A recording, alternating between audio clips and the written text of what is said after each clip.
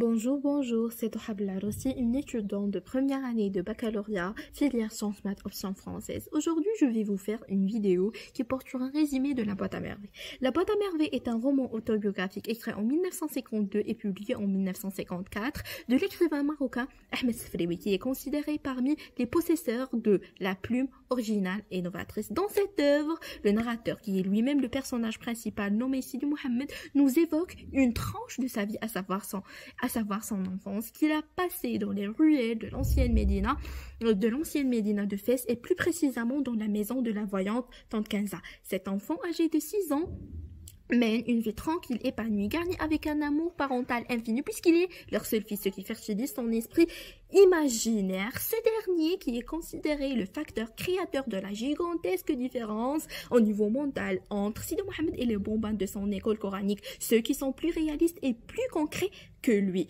Le narrateur a consacré une bonne partie de son œuvre pour parler de son entourage. Certes, il a annoncé son impression négative vis-à-vis le caractère sévère et autoritaire du fqih de Msid.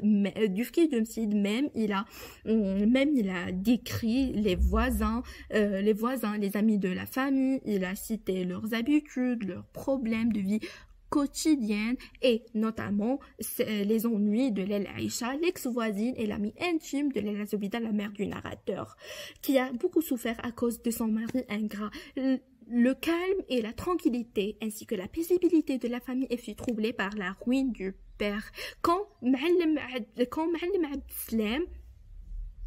Abdeslam, le tisserand, a perdu son fonds de roulement au souk des enchères au Hek. Donc, il était gravement obligé de quitter sa famille pour partir travailler aux environs de Fès afin d'amasser une somme d'argent suffisante pour remettre en marche son atelier. L'absence de Ma'alem Abdeslam a creusé un chagrin profond au fond des cœurs des membres de sa famille, et afin de mettre fin à leur malheur, les Zoubida et son amie Laïcha, en compagnie de Sidi Mohamed, sont partis en visite chez Sidi Al-Arafi ainsi qu'aux principaux marabouts de la ville de Fès. Un mois après, leurs tentatives successives ont eu un résultat magnifique et leurs vœux ont été exaucés. Le bonheur a retrouvé une autre fois son endroit original. Laïcha s'est rassemblée avec son mari Moulay Larbi après son divorce avec la fille du coiffeur, et c'est égal pour la famille du narrateur, qui s'était éclatée de joie et d'enthousiasme et d'extase